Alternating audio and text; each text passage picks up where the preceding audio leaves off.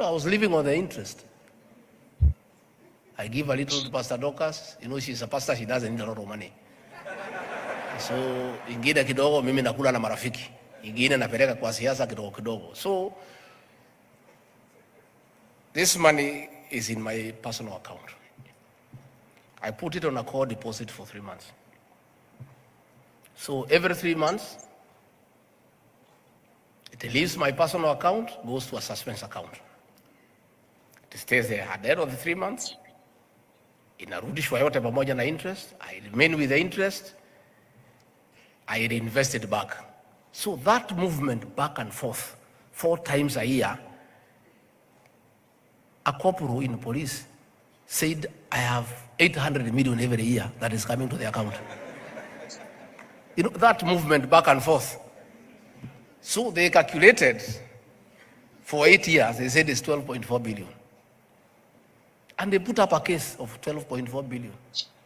And it's the same amount of money. The only 200 is the only money. There is no other money. Movement of back and forth, back and forth, back and forth. So yeye anaangalia pale, mwisho pale, at the end pale. Hey, they calculated, they say this man, in 8 years, he has gotten 12.4 billion. He needs to say where this money has come from. But it was the same 200 million. I tried to explain to him, huyo mjinga hawezi shika, hawezi elewa. But if they had an accountant or a banker in that bank, tungefika hapa kweli? It's just a rollover. We are trying to tell them what is a rollover. Anasema hiyo ni nini?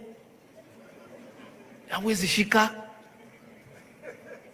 And that is where you have found accountants have been called to record statement. The fellow recording cannot understand what is it that you are saying. He has no idea about books of accounts. So I'm saying, EACC, DCI, please, for you to deal with corruption and economic crimes, hire professionals in every field as your investigators. Have accountants, have procurement officers, have bankers, have all sorts of professionals for you to deal conclusively with economic crimes because they are complex.